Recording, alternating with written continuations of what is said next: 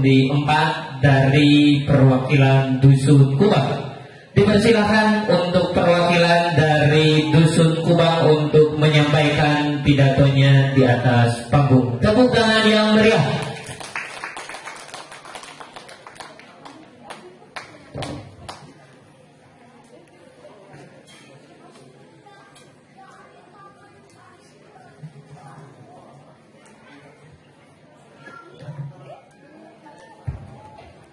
Bismillahirrahmanirrahim. Assalamualaikum warahmatullahi wabarakatuh.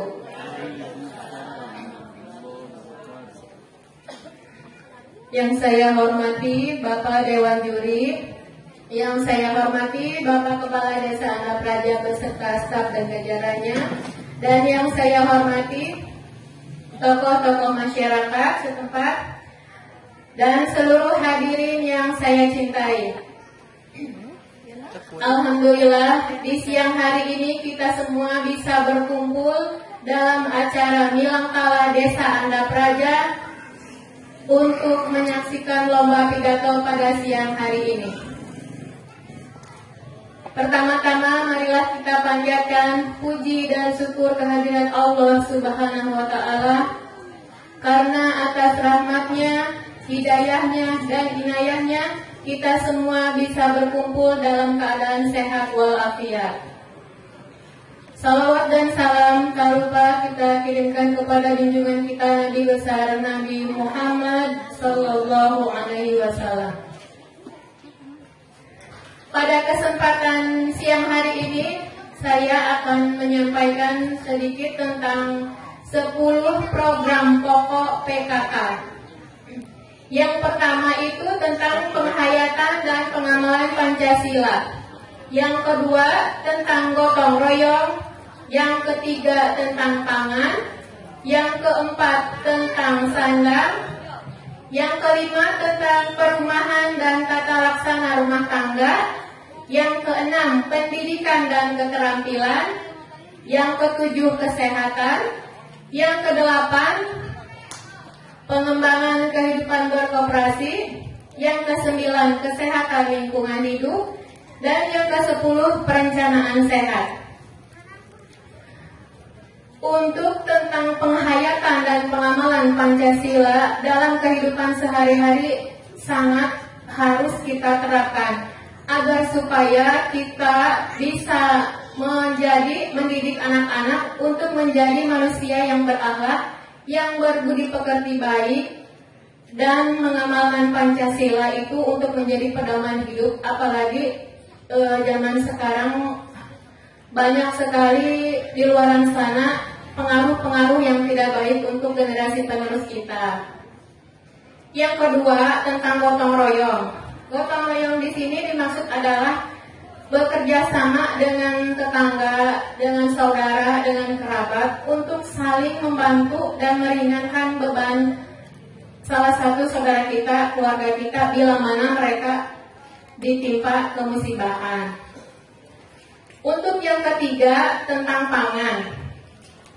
Pangan di sini sangat berpengaruh karena kita sebagai ibu-ibu wajib memberikan gizi yang baik kepada anak-anak dan cucu-cucu kita. Pangan yang baik itu bukan berarti harus yang mahal, bukan harus beli yang harganya wah atau mewah. Di sini yang dimaksud dengan gizi seimbang itu dalam satu porsi makan harus ada sayur, harus ada buah, harus ada protein nabati dan hewani. Di lembur ya, atau maksudnya di lembur kan ada buah-buah itu nggak harus beli anggur, nggak harus beli semangka, ada pepaya, ada pisang ya, atau cawuk gitu. Terus sayuran juga kan banyak, sayur bayam, sayur kangkung, sayur genjer atau eceng yang tinggal bundel lah balik ke sana. Terus itu kalau anak-anak atau generasi kita dikasih makan gizi seimbang, mereka tidak akan stunting. Stunting itu anak yang gagal tumbuh kembang, ibu-ibu ya, semua udah pada tahu ya. Sekarang stunting itu sangat diperhatikan, soalnya banyak generasi penerus kita yang stunting. Itu akibatnya karena kurang gizi seimbang seperti itu ya. Terus yang keempat, sandang. Sandang di sini bukan berarti harus pakai baju yang mewah, yang wah, yang glamor. Tapi yang dimaksud dengan sandang itu yang baik, yang bersih, yang bisa menutup aurat, agar kita, apalagi para wanita ya, para perempuan, bisa terlindungi dari hal-hal yang tidak baik. Karena kalau kita berpenampilan kurang baik atau tidak menutupi aurat, kemungkinan besar akan merugikan diri kita sendiri. Nah, terus yang kelima, penataran perumahan dan tata kelola dalam rumah tangga. Ini juga termasuknya para ibu-ibu harus bisa ya menata rumah itu supaya terlihat bersih, terlihat rapi, nyaman. Nggak harus rumah besar, nggak harus mewah. Yang penting kita bisa menata sedemikian mungkin agar rumah terlihat bersih, rapi, nyaman. Karena rumah itu untuk kita berteduh dan berlindung. Jadi sebisa mungkin diperhatikan kebersihan dan kenyamanannya. Yang keenam, pendidikan dan keterampilan. Kita sebagai orang tua harus sedini mungkin menyiapkan pendidikan untuk generasi penerus kita, anak cucu kita. Harus dari sekarang dipikirkan. Jangan sampai nanti anak sudah besar bingung mau kemana, mau bagaimana. Kalau anak-anak kita terdidik dengan baik, kedepannya dia akan menjadi orang yang terdidik dan terampil. Dan yang ketujuh, ini kesehatan.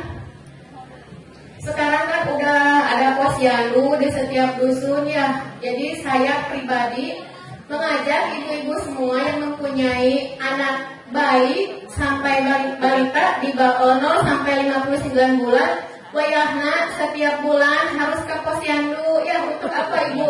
Untuk diperhatikan tumbuh kembangnya. Kemudian bila mana ada yang imunisasi belum selesai, wayahna diperhatikan karena masih bisa diimunisasi dengan maksud itu adalah imunisasi kejar. Dan juga ibu-ibu hamil diperiksa rutin ke puskesmas, ke posyandu atau ke tempat kesehatan terdekat.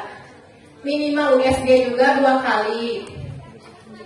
Terus melahirkan juga harus ke fasilitas kesehatan, jangan di rumah ya ibu-ibu, itu berbahaya. Yang kedelapan itu pengembangan kehidupan berkooperasi. Ini juga harus diterapkan dalam kehidupan sehari-hari karena ini tuh bisa mengganggu pertumbuhan ekonomi kita. Kalau misalkan kehidupan koperasi yang berjalan, itu bisa membantu stabilitas ekonomi di tempat kita tinggal. Yang ke-9, kelestarian lingkungan hidup. Bila ada tanaman-tanaman yang mati, diusahakan ditanam kembali. Terus diadakanlah tanaman obat keluarga atau toga. Dan juga warung hidupnya seperti tadi, ada sayur-sayuran, bayam, kangkung, dan sebagainya. Yang terakhir, perencanaan sehat.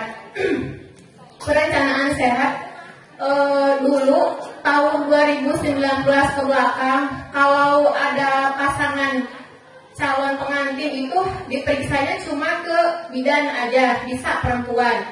Untuk 2019 sampai sekarang, pemerintah mengadakan program pemeriksaan calon pengantin itu harus dua-duanya, laki-laki diperiksa, perempuan diperiksa. Kenapa sengaja diribet? Itu bukan ribet, tapi itu mencegah sedini mungkin penularan penyakit. Karena yang namanya suami istri itu kan berhubungannya dekat. Jadi pemerintah mengadakan program tersebut untuk mencegah penularan penyakit. Yang diperiksanya apa aja? Banyak sekali yang diperiksanya ibu-ibu, terutama penyakit yang bisa menular ya. Terus juga tentang perencanaan sehat, kalau sekarang kan ada program penyakit tidak menular juga ada, setiap 1 bulan sekali gitu buat ibu-ibu bisa datang di tensi, dicek tensinya baik atau tidak, kolesterol, asam urat dan lain-lain. Agar supaya kita semua, ibu-ibu semua dan bapak-bapak juga bisa hidup sehat ya. Jadi inti nama kalau 10 program ini sudah dilaksanakan, insya Allah hidup kita berkah, hidup kita sehat, hidup kita bahagia. Amin ya rabbal alamin. Sekian yang dapat saya jelaskan. Kurang lebihnya saya mohon maaf.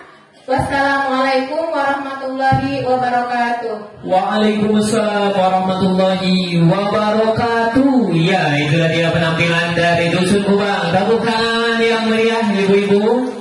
Alhamdulillah sudah bisa menyampaikan dari Dusun Kubang sebagai perwakilan dari Dusun Kubang, yang mana menyampaikan beberapa program PKK yang bisa kita aplikasikan